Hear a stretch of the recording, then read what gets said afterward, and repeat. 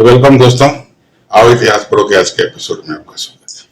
तो दोस्तों, आज हम लोग यात्रियों के संबंध में भारत में यूरोपीय यात्रियों की बात करते हैं कि भारत में जो यात्री बाहर से आए, चाहे वो शिक्षा के लिए आते हों, चाहे रोजगार के लिए आते हों, चाहे अपनी पैशन, अपने शौक या अन्य देशों को समझने के दृष्टि से आते हैं, तो इन आने वाले में पहले भी हम लोगों ने देखा है कि कजाकिस्तान से, मोरक्को से यात्री आते रहे। अब हम देखते हैं कि यूरोपीय यात्री भी यहाँ आए।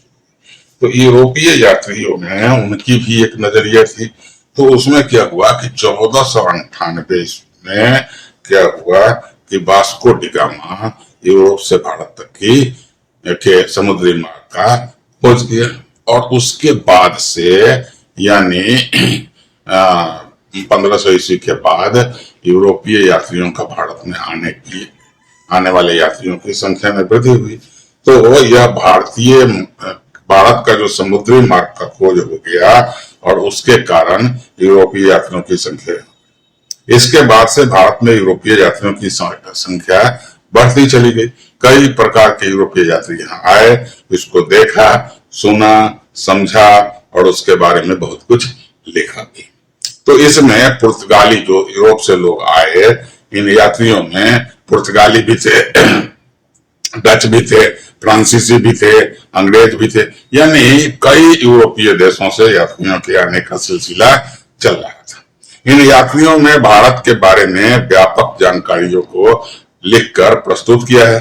तो भारत में इन लोगों ने किया क्या कि भारत के साहित्य के बारे में, भारत के दर्शन के बारे में, भारत के विज्ञान के बारे में, भारत के ज्योतिष के बारे में, भारत के समाज के बारे में, भारत के कृषि के बारे में, भारत के लैंडस्केप, भूभाग के बारे में, यहाँ के वनस्पतियों के बारे में, यहाँ के कर प्रणाली के बारे में, यहाँ के श्रमिकों की अवस्था के बारे में, यहाँ के श्रम शक्ति के बारे में, यहाँ के खनिज संपदाओं के बारे में, यहाँ के अनेकानेक संसाधनों से संबंधित जानकारियां ये प्रस्तुत करते हैं।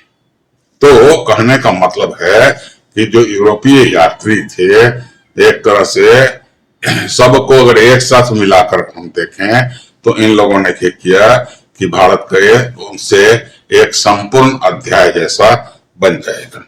तो यूरोप के लोगों ने बड़े पैमाने पर, बड़े चाव से इन विवरणों को पढ़ा भी, और जब इनकी स्मृतियां लिखी गई, जब इनके अनुभव लिखे गए, तो यूरोप में यह बड़े पैमाने पर लोगों ने पसंद भी किया और इसको पढ़ा भी।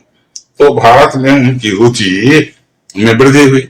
जब यूरोप के लोग भारत के बारे में जाना कि हाँ भाई, यहाँ का समाज कैसा है, यहाँ की अर्थव्यवस्था कैसी है, यहाँ की कृषि कैसी है, यहाँ के विज्ञान कैसे हैं, यहाँ की चिकित्सा प्रणाली कैसी है, तो उनकी रुचि भारत में बढ़ने लगी।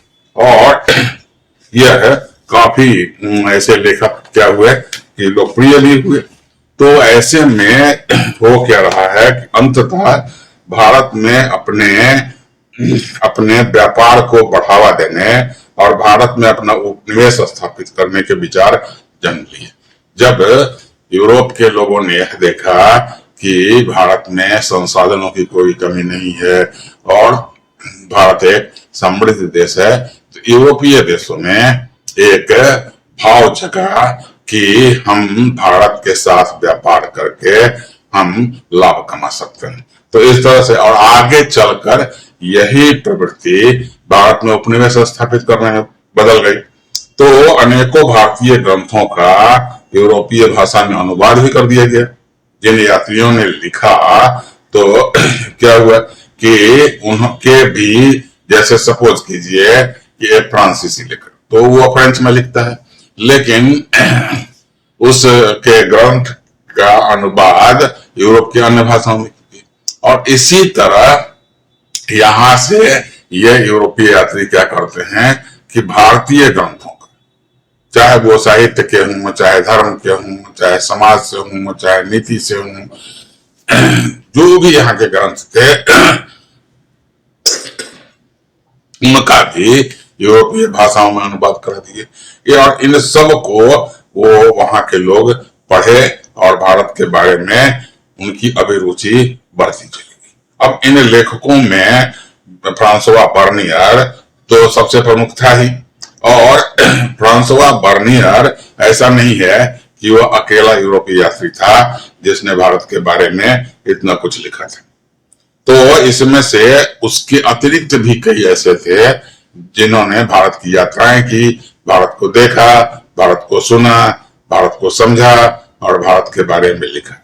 लेकिन इन लोगों का लिखने का जो दृष्टिकोण था वह पश्चिमी देशों के साथ भारत में तुलना करो, और ये प्राय आलोचनात्मक ही थे, यानी वो भारत को किसी भी रूप में अच्छे नहीं देते थे। कुछ संदर्भों में उन्होंने भारत के कुछ चीजों की प्रशंसा भी की है, तो उसकी भी चर्चा हम लोग देखें।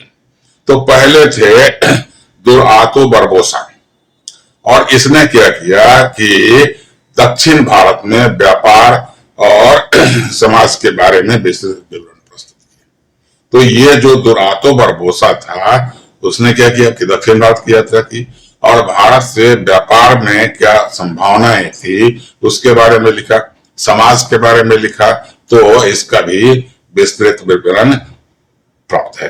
अब दूसरे थे फ्रांसीसी जौहरी बैप्टिस्ट तैवर्नियर, लंबा सा नाम है, फ्रांसीसी जौहरी बैप्टिस्ट तैवर्नियर। इसने 6 बार भारत की यात्रा की और यह भारत के बारे में अधिक रुचि रखता था, और यही कारण था कि उसने 6 बार भारत की यात्रा की, और यह भारत के व्यापार की दशा से प्रभावित था और भारत की तुलना ईरान से और रोम से करता है। तो इस तरीके से वह भारत के व्यापार के बारे में लिखता है, कहता है कि नहीं, यहाँ तो संभावनाएं जैसे ईरान से व्यापार होता है या जैसे रोमन साम्राज्य से व्यापार होता है वैसी ही संभावना भारत में भी बनती है। तो इसने उसके बारे में महत्वपूर्ण तरीके से लिखा। तीसरे हम लोग नाम लेते हैं मनुकी इटालियन। मनुकी यह क्या है कि इटालियन यात्री था, इटली का था, और यह भी भारत से इतना प्रभावित था कि वह भारत में ही बस गया। तो इसने भी अपने संस्मरण लिखे। अब देखते हैं कि जेसुइस्ट रोबर्टो नोबेली, तो ये जेसुइट रोबर्टो नोबेली जो था इसने भारत के ग्रंथों का अनुवाद यूरोपीय भाषा में करवाया। और 5वें में हम देखें फ्रांसवा बर्नियर, यह एक चिकित्सक था, यह एक राजनीतिक था, दार्शनिक था, इतिहासकार था, और यह मुगल साम्राज्य में अपने लिए नए अवसर की खोज में आया था। तो जब यह भारत आता है तो यहाँ क्या होता है कि वह शाहजहां के बेटे, जो उसका बड़ा बेटा था दारास को, उसके निजी चिकित्सक के रूप में नियुक्त हुआ और उसमें वह काम करने लगा। तो लंबे समय तक यहाँ काम किया। बाद में उसने क्या हुआ कि बाद में वह मुगल दरबार के एक अमीर दानिशमंद खान के साथ एक बुद्धिजीवी और वैज्ञानिक के रूप में भी काम किया, और उसने अपने संस्मरणों को विस्तार के साथ लिखा। तो काफी कुछ लिखा। अब क्या हुआ कि बर्नियर भारत में 12 वर्षों तक रहा था।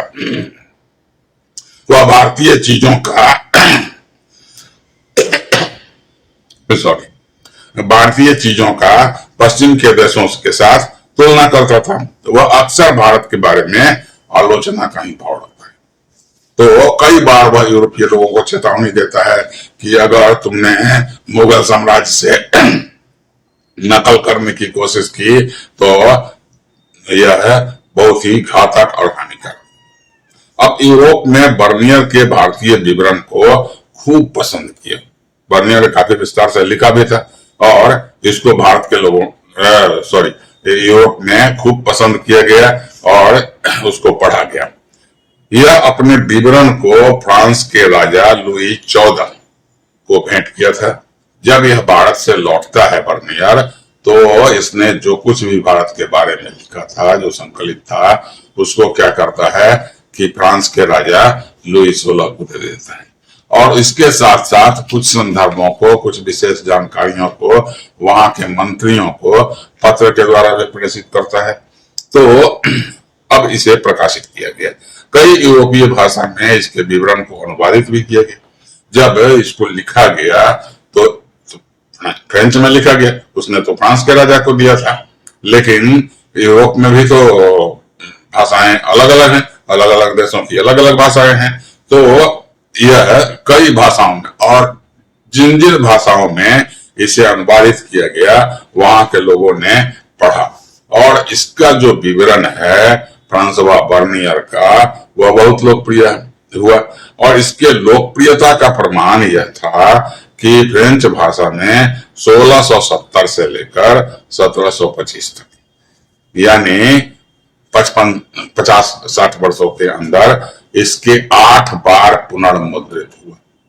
इसके 8 एडिशन छापे हैं। उसी तरह अंग्रेजी में भी यह 1684 में 3 बार, 1684 तक 3 बार पुनर्मुद्रित हुआ था। कहने का मतलब कि उसके लिखित विवरणों का, उसके संस्मरणों का के पाठकों की संख्या बहुत अधिक और मांग इतनी थी कि इन पुस्तकों को बार बार पुनर्मुद्रित करना पड़ता था। तो इस तरह से फ्रांसवा बर्नियर क्या करता है कि अपने विवरण को लिखता है, उसे प्रकाशित किया जाता है, और इससे क्या होता है कि यूरोपीय लोगों में भारत के प्रति रुचि बढ़ी। अरे ये कैसा देश है, और वहां अवसर क्या है, वहां संभावनाएं क्या हैं, और इन चीजों ने ही वहां के लोगों को भारत में आने के लिए पहले तो यात्रियों को ही प्रेरित किए। जिन लोगों ने ऐसे चीजों को देखा, कहा कि नहीं हम अपनी आंखों से भारत को क्यों न देखें। तो वहां तो समृद्धि तो थी ही, वहां के लोग इतना खर्च उठा सकते थे कि वो भारत की यात्रा कर सके। दूसरी बात थी कि वहां के लोगों में यह आम धारणा बनी कि अगर भारत ऐसा देश है तो वहां हमारे लिए भी संभावना है, और संभावना के रूप में तो वह है यूरोपीय देशों के। और यही कारण है कि कई यूरोपीय देश, अब देखिए इंग्लैंड का तो ईस्ट इंडिया कंपनी आया, ये तो सबसे पॉपुलर है, लेकिन फ्रांस की भी ईस्ट इंडिया कंपनी थी, डच भी आए थे, पुर्तगाली भी आए।